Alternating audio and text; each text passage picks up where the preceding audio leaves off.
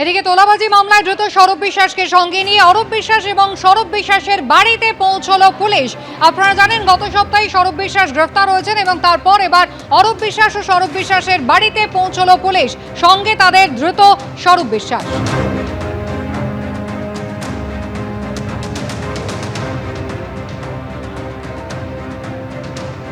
বিশ্বাস ব্রাদার্স কিন্তু একেবারে মুখ থুবড়ে পড়েছে। একদিকে টালিগঞ্জের কলাকুশলীরা তারা দীর্ঘদিন ধরেই সৌরভ বিশ্বাসের বিরুদ্ধে মুখ খুলছিলেন। সৌরভ বিশ্বাস গ্রেফতার হয়েছেন, তার বিরুদ্ধে একাধিক অভিযোগ রয়েছে, তোলাবাজি সহ অস্ত্র আইনেও তার বিরুদ্ধে মামলা হয়েছে। আর সেই সৌরভ বিশ্বাসকে সঙ্গে নিয়ে পুলিশ এবার পৌঁছে গেল প্রাক্তন ক্রীড়ামন্ত্রী অরূপ বিশ্বাস এবং সৌরভ বিশ্বাসের বাড়িতে।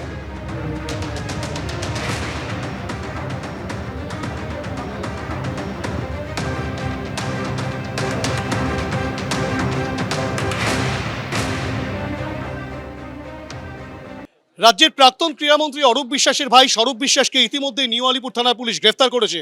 তার বিরুদ্ধে শ্লীলতাহানি, ভয় দেখানো এবং তোলাবাজির অভিযোগ সহ একাধিক অভিযোগ কিন্তু রয়েছে এবং তারই পরিপ্রেক্ষিতে যে মহিলা অভিযোগ করেন সেই মহিলার অভিযোগের পরিপ্রেক্ষিতে সৌরভ বিশ্বাসকে নিউ আলিপুর থানার পুলিশ আগেই গ্রেফতার করেছিল।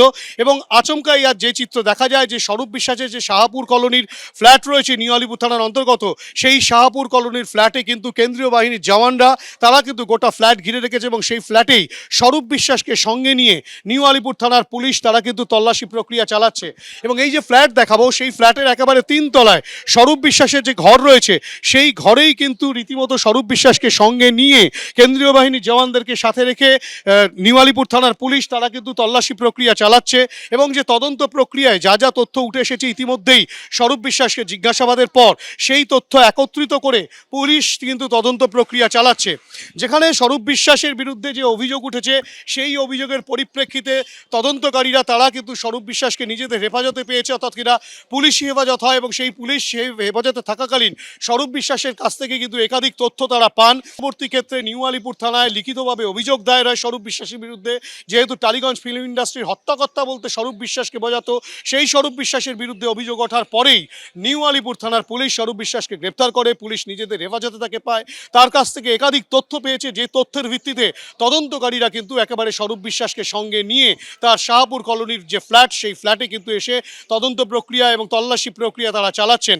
যখন বিধাননগর দক্ষিণ থানার পুলিশ মেসিকাণ্ডে অরূপ বিশ্বাসকে খুঁজছে, অরূপ বিশ্বাসের বাড়ির বাইরে নিউ আলিপুরের যে বাড়ি রয়েছে সেই বাড়ির বাইরে যখন তারা নোটিশ লাগিয়ে দিয়ে যায় এবং তার পরবর্তী ক্ষেত্রে সময়সীমা নির্ধারিত করে দেয় এবং অরূপ বিশ্বাসের খোঁজ যখন পাওয়া যাচ্ছে না, সেই প্রেক্ষাপটে দাঁড়িয়েই আচমকাই যে চিত্র দেখা যায় যে কলকাতা পুলিশের নিউ আলিপুর থানার পুলিশ কিন্তু একেবারে সৌরভ বিশ্বাসের বাড়িতে সৌরভ বিশ্বাসকে নিয়ে পৌঁছে যায় এবং সেখানে কিন্তু তল্লাশি প্রক্রিয়া চলছে এবং গোটা প্রক্রিয়ায় কি বেরিয়ে আসে সেটাই এখন দেখার। ক্যামেরা দীপ্তেন্দু চক্রবর্তীর সঙ্গে হিন্দল দে, এবিপি আনন্দ, কলকাতা। বিজেপি ক্ষমতায় আসার 1.5 মাসের মধ্যে ফের রাজ্যে আসছেন প্রধানমন্ত্রী। 20শে জুন পশ্চিমবঙ্গ দিবসে হুগলির তারকেশ্বরে কর্মসূচি রয়েছে নরেন্দ্র মোদীর। সেদিনই পশ্চিমবঙ্গ দিবস পালন করবে রাজ্য সরকার, ঘোষণা করলেন মুখ্যমন্ত্রী শুভেন্দু অধিকারী। অত্যন্ত খুশির খবর, মাননীয় প্রধানমন্ত্রী ওই দিন পশ্চিমবঙ্গ সরকারের আয়োজিত তারকেশ্বরের কর্মসূচিতে উপস্থিত থাকবেন। গত 9 মে ব্রিগেডে রাজ্যের প্রথম বিজেপি সরকারের শপথ গ্রহণ অনুষ্ঠানে উপস্থিত ছিলেন তিনি। তার 1.5 মাস পূর্ণ হওয়ার আগে ফের রাজ্যে আসছেন প্রধানমন্ত্রী নরেন্দ্র মোদী। 20শে জুন হুগলির তারকেশ্বরে কর্মসূচি রয়েছে তার। সেদিনই পশ্চিমবঙ্গ দিবস পালন করবে রাজ্যের নতুন বিজেপি সরকার। আমি বিরোধী দলনেতা হওয়ার পরে বা আপনারা আমাকে বিরোধী দলনেতার দায়িত্ব দেওয়ার পরে 20শে জুন আমি প্রত্যেক বছর বিধানসভায় পালন করেছি বিজেপি পরিষদীয় দলের পক্ষ থেকে। এটা মুখ্যমন্ত্রীর খুব গায়ে লেগেছিল। 21, 22, 23 আগামী 20শে জুন পশ্চিমবঙ্গ দিবস পালিত হবে। অত্যন্ত খুশির খবর, মাননীয় প্রধানমন্ত্রী ওই দিন পশ্চিমবঙ্গ সরকারের আয়োজিত তারকেশ্বরের কর্মসূচিতে উপস্থিত থাকবেন। সূত্রে খবর, 21শে জুন আন্তর্জাতিক যোগ দিবসেও এরাজ্যেই থাকবেন প্রধানমন্ত্রী, যোগ দেবেন অনুষ্ঠানে।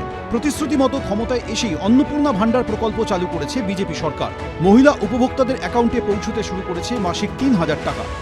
পাশাপাশি তৃণমূল আমলের লক্ষ্মীর ভান্ডার প্রকল্পে দুর্নীতির অভিযোগে এদিন সরব হয়েছেন মুখ্যমন্ত্রী শুভেন্দু অধিকারী। 27 লক্ষ ভোটার নয় এমন নাম পেয়েছি, আর শুনলে অবাক হয়ে যাবেন 3 লক্ষ পুরুষ পাওয়া গেছে যারা লক্ষ্মী ভান্ডার। আপনি ভাবলে অবাক হবেন, বিধবা ভাতাও পুরুষদের দিয়ে গেছে। এ যেখানে হাত দেওয়া হচ্ছে তো ব্রিগেড প্যারেড ময়দানকে জেল বানাতে হবে। আপনি যেখানে হাত দিবেন সেখান থেকেই পচা দুর্গন্ধ বেরোচ্ছে। রবিবার বিশ্ববাংলা কনভেনশন সেন্টারে বিজেপির প্রশিক্ষণ শিবিরে যোগ দেন মুখ্যমন্ত্রী। সেখান থেকে নতুন সরকারের বিভিন্ন প্রকল্পের পাশাপাশি সরকারি কর্মীদেরও গুরুত্বপূর্ণ বার্তা দিয়েছেন তিনি।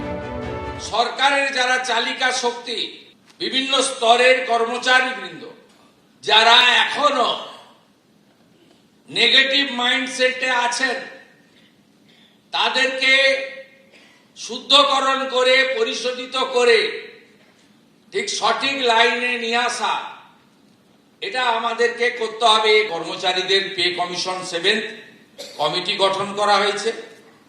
এরিয়ার ডিএও আমরা আসার পরে প্রায় 3 লক্ষ কর্মচারী এবং পেনশনার যাদের ডিউ ছিল তাদেরকে আমরা 16 থেকে 19 ক্লিয়ারও করেছি, বাকিটাও পর্যায়ক্রমে আমরা করছি। ডিএ সহ অন্যান্য বিষয় 22 জুন বাজেটে আমাদের থাকবে। রাজ্যে শিল্পের জন্য বিনিয়োগ আনা থেকে শুরু করে কর্মসংস্থান, ভোটের আগে নানা প্রতিশ্রুতি দিয়েছে বিজেপি সরকার। এদিন সে নিয়েও নতুন ঘোষণা করেন শুভেন্দু অধিকারী। সাকরাইলে, ধুলাগড়ে আমুলের নতুন প্ল্যান্টের ভূমি পূজন, 102টা অমৃত ভারত স্টেশন, নতুন 61টা রেলের প্রজেক্ট, চিংড়ি ঘাটার সমস্যা 17 মাসের সমস্যা 17 দিনে মিটিয়ে দেওয়া এবং মেট্রো জোকা থেকে এয়ারপোর্ট কানেকশন কমপ্লিট করা, মেট্রো রেলের মতো ওয়াটার মেট্রো চালু করার ছাড়পত্র আমরা পেয়েছি 18তম রাজ্য হিসেবে। রাজ্যে বিপুল ভোটে জয়ের পর বিজেপির তরফে ঘোষণা করা হয়েছিল যে কোনো বিজয় উৎসব করা হবে না। তার বদলে রবিবার রক্তদান শিবিরের আয়োজন করা হয় বিজেপির তরফে। দীপক ঘোষ, ঐশী মুখোপাধ্যায় রিপোর্ট, এবিপি আনন্দ। রাস্তায় নোংরা আবর্জনা বা পান গুটখার পিক ফেললে দিতে হবে জরিমানা। 1 সেপ্টেম্বর থেকে কার্যকর হবে এই নিয়ম। শিলিগুড়ির উত্তরকন্যায় প্রশাসনিক বৈঠকে ঘোষণা করলেন পুর ও নগরোন্নয়ন মন্ত্রী অগ্নিমিত্রা পাল। পাশাপাশি এদিনের বৈঠকে নিকাশি ব্যবস্থা নিয়েও আলোচনা হয়। 1 সেপ্টেম্বর থেকে রাস্তায় যদি ময়লা ফেলেন, প্লাস্টিক ইউজ করেন, ফাইন হবে। আর যত্রতত্র পান বা গুটখার পিক নয়, যেখানে সেখানে ফেলা যাবে না আবর্জনাও।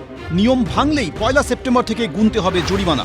দূষণমুক্ত ও পরিচ্ছন্ন পরিবেশ গড়ার লক্ষ্যে কড়া পদক্ষেপ নিল রাজ্য সরকার। রবিবার শিলিগুড়ির উত্তরকন্যায় প্রশাসনিক বৈঠকে ঘোষণা করলেন পুর ও নগরোন্নয়ন মন্ত্রী। 1 সেপ্টেম্বর থেকে রাস্তায় যদি ময়লা ফেলেন, প্লাস্টিক ইউজ করেন, ফাইন হবে। কত ফাইন হবে সেগুলো আমরা পরে আলোচনা করব, কিন্তু ফাইন হবে। পান পাড়া খেয়ে রাস্তায় থুতু ফেলা, ফাইন হবে। ইতিমধ্যে রাস্তাঘাট পরিচ্ছন্ন রাখতে ডিজিটাল স্বচ্ছ অ্যাপ চালু করেছে রাজ্য সরকার। এলাকায় আবর্জনার ছবি নাগরিকরা সরাসরি আপলোড করতে পারবেন এই অ্যাপে। সাধারণ মানুষ ছবি তুলে অভিযোগ জানালে পুরসভার আধিকারিকরা দ্রুততার সঙ্গে তার সমাধান করবেন। পাশাপাশি যত্রতত্র নোংরা যাতে না ফেলা হয় সেজন্য 3 মাস সচেতনতার কাজও চালানো হবে বলে জানিয়েছিলেন পুরমন্ত্রী। একই সঙ্গে রাস্তায় বেআইনি পার্কিং করা নিয়েও করা হচ্ছে রাজ্য সরকার। রাস্তায় পার্কিং, একই রাস্তার মধ্যে একটা গাড়ি যাচ্ছে, একদিক থেকে গাড়ি আসছে, একটাই রাস্তা, তার মধ্যে একদিকে পার্কিং করতে পারবেন, দুদিকে পার্কিং হবে না। যদি অন্যদিকে পার্কিং করেন, ফাইন হবে। কেরলে ঢুকেছে বর্ষা, এরাজ্যেও শুরু হয়েছে প্রাক বর্ষার বৃষ্টি। এই আবহে এদিনের বৈঠকে আলোচনায় উঠে আসে নিকাশি ব্যবস্থাও। আমাদের টিম, আমাদের অফিসার্স, আমাদের গ্রাউন্ড লেভেল ওয়ার্কার সবাইকে নিয়ে এই বর্ষাটা যাতে অন্তত আগের থেকে যাতে কম ক্ষতি হয় বা ওয়াটার লগিং হয়, আমরা সেটা চেষ্টা করছি। পরিবেশকে পরিচ্ছন্ন রাখতে উদ্যোগী হয়েছে রাজ্যের নতুন সরকার। কড়া পদক্ষেপের ঘোষণা করেছেন পুরমন্ত্রী। এখন তার কতটা বাস্তবায়িত হয় তা বোঝা যাবে আগামী দিনে। সনদ ঝা, বাচ্চু দাস, এবিপি আনন্দ, শিলিগুড়ি। এবিপি আনন্দ, এগিয়ে থাকে, এগিয়ে রাখে।